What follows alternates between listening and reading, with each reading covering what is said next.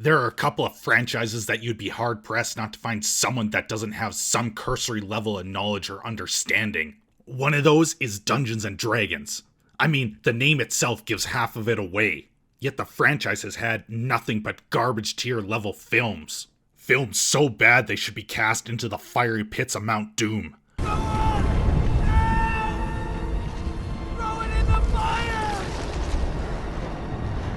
When I went to look for a movie to roast and analyze, I noped out of movies 1 and 2 so fast I suffered serious whiplash.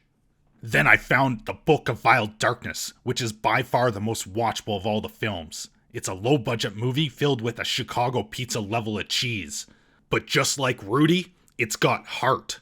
It tries. Bless its little heart. It tries. The best thing I could say about this D&D movie is it doesn't make me want to lobotomize myself with a rusty pick or beg for the sweet release of death. I can't say the same thing about this abhorrent creation spawned from the bowels of has-been actors and derelict blockbusters. Let their blood rain from the sky! The Book of Vile Darkness starts with a slow, interrupted story of the evil book's origin. Pro tip: if you want to tell a compelling story, don't abruptly interrupt it with credits. This thing goes on for 5 minutes. 5 minutes of jittery exposition. Was the director trying to kill time to pad out these minutes? Was he paid hourly or something? Get on with it. Get on with it. Yes, get on with it! I mean, the story wouldn't be bad if we actually got to hear it properly. Then we get to see the initiation of a new knight of the new sun. Only the god of light, Parler, doesn't recognize him. And for that matter, hasn't recognized any of the knights in over 800 years. And as you expect from any knight in an ancient order, Grayson Azrael begins to cry. At least I think that's what this plank of wood is trying to emote when he doesn't get recognized by Parler. Say it so the whole band can hear you. I'm upset. Louder! I'm upset. Louder! I'm upset. This Weeping Willow's angsty emo whiny face comes to a halt when the knights are ambushed by the most threatening group of barbarians and mages the movie could afford. Lightning bolt! Lightning bolt! Lightning bolt! So after the attack, he is the only person to survive and his father has been taken prisoner by Lord Shathrax. So he follows them into town, and the first thing the Weeping Willow does when he arrives is head to the nearest brothel. I guess when you need to get your rocks off, nothing else matters. And as any normal session at a brothel would go, Cedar talks to the lady of the night and they go shopping. Ladies, you know what this means.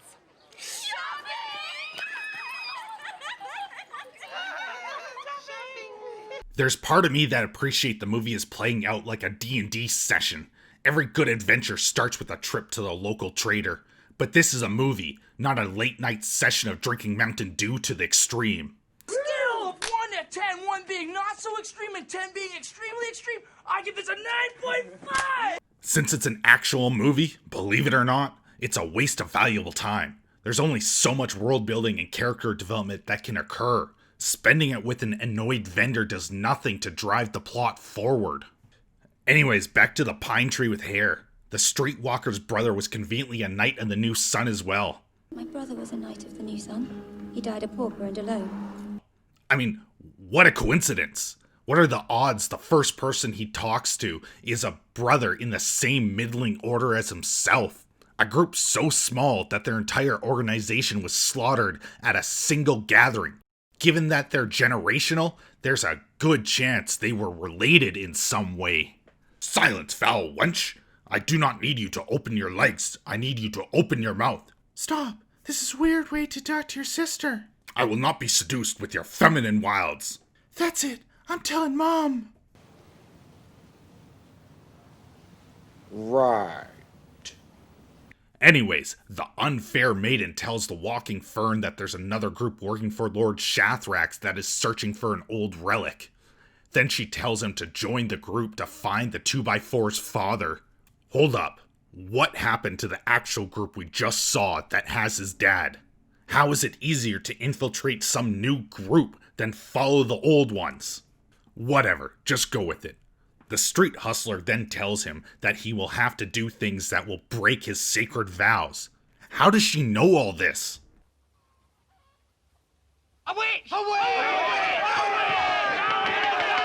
Did the director find this script on the back of a matchbox or something? So the Fern tries to pay her with his medallion, but she tells him to use it to save her brother. Use it to strike a blow for my brother, but keep it hidden. Okay, back that up one more time. This woman, You can take your clothes off behind the curtain. the one that was going to sleep with him a few minutes ago, is actually his aunt? They're related? I was joking about that. Who wrote this mess? Jaime Lannister? Did they only get one chance to shoot each scene? At no point did they ever recognize each other. Or was it a case where the actress didn't read the full script and thought it was her dead brother that was captured? Neither answers are actually good. I don't even know what to do with this. But I think I might have the perfect solution. Much better. Birch heads to the local tavern to find this new group, where the band of evil adventurers are having a dick measuring contest. And the only one without the proper accessories wins. Then the plank joins them and we get some mediocre repartee. And I only see half a man. And more than enough for you. I foresee awkward sex in their future.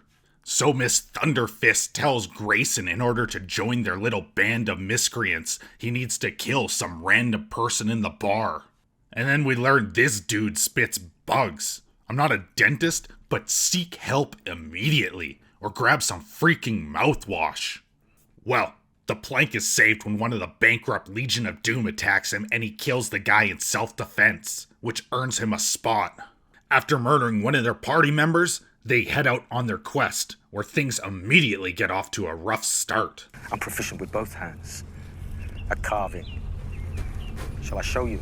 Are these innuendos intentional, or... You know what?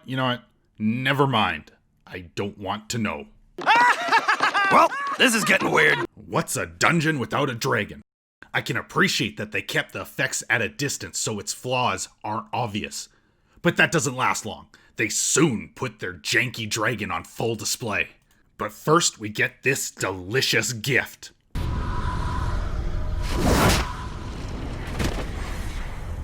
You will speak only when spoken to. The walking fern gets birch slapped. Huh? She sure puts him in his place. Kinda destroys any credibility he has as a heartless knight ready to plunder. He just takes it like a birch. So the evil adventurers follow the yellow brick road of destruction to the dragon's lair, where Mr. Halitosis reveals his peeping Tom trick. For a small production, it's a decent effect, but that is immediately thrown right out the window. A competent director would frame these scenes to hide the imperfections and allow for better detailing in each shot.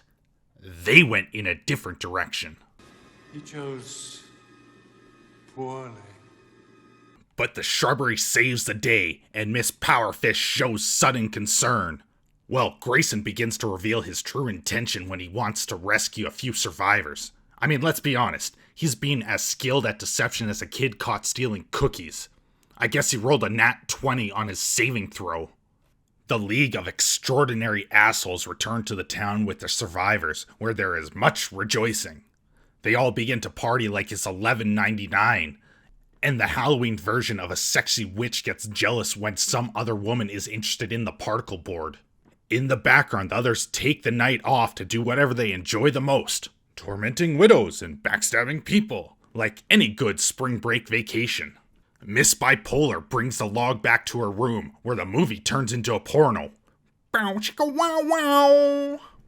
After a night of fun, the townsfolk find out that they're missing a couple people. I'll give the movie credit, it does feel like a Dungeons & Dragons campaign. They all completed part of their quest and came back with gold to celebrate and screw with NPCs. The story isn't even half bad, it just suffers from a very poor execution and flat acting. The best role probably goes to the Vermin Lord, who does a decent job with his delivery.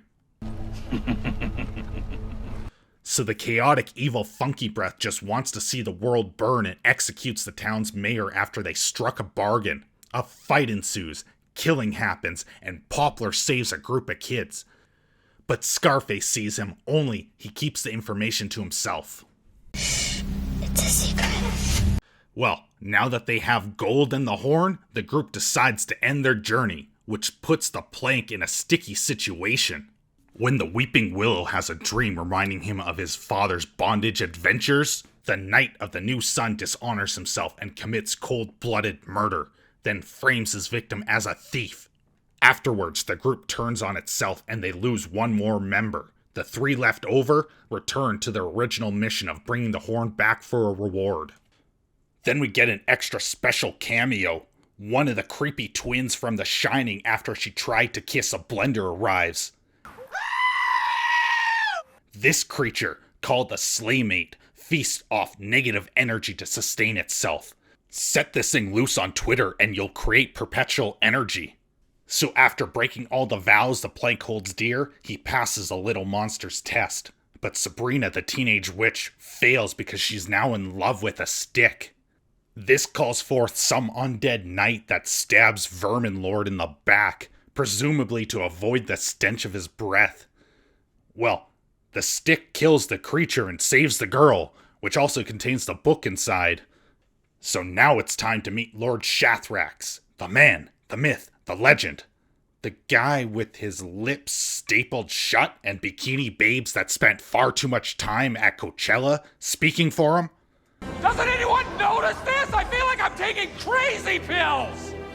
Now that Grayson is here, he searches for his dad, and as he rescues him, his new girlfriend interrupts their family reunion and is mortified. Which starts off some weird sequence where Particle Board's dad and his babe both lash out. The sorceress I get, but the dad? You've been tortured for days. Now you're concerned with how he got there?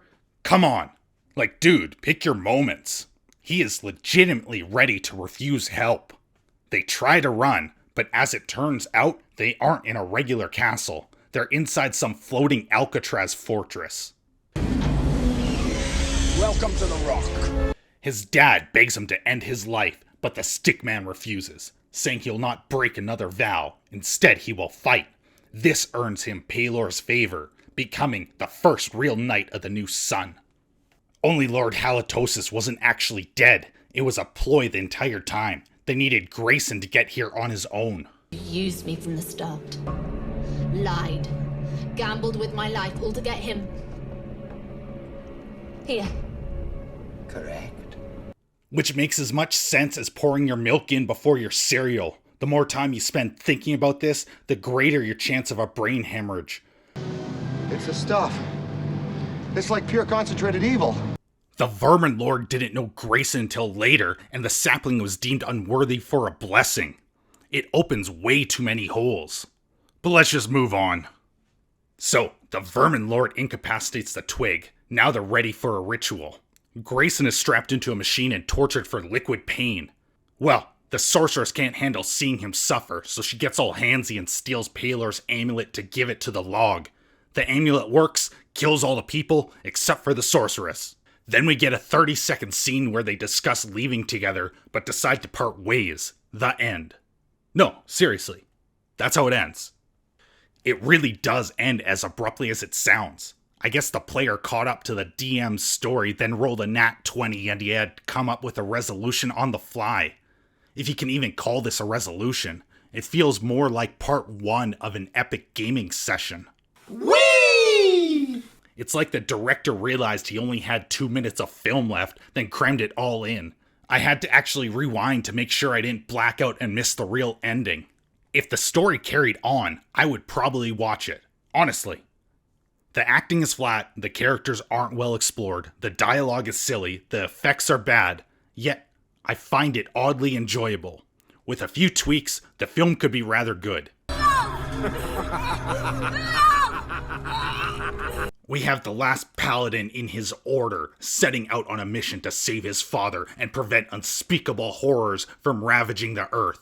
In order to do so, he must join an evil band of mercenaries to recover the very thing they need to complete their ritual. Along the way, we find out just how far he is willing to go to succeed. That is a solid plot idea. With a bigger budget or a wiser use of effects, a few dialogue and casting changes, and you'll have a solid movie. Maybe that's asking for a lot. It basically means remake the movie.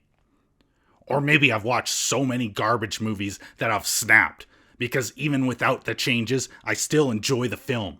Unlike its predecessors, which shall remain deep inside a dungeon, rigged with traps and guarded by a dragon for eternity. Let their blood rain from the sky! To continue this adventure, subscribe, leave a comment down below, hit the like button, and share it on social media. It really helps my channel. And if you enjoy my content and would like to support what I do, check out my Subscribe Star link. Every little bit helps. I'm doing my part. I'm doing my part. If you don't, you'll become Yeti food. Now scram before I change my mind.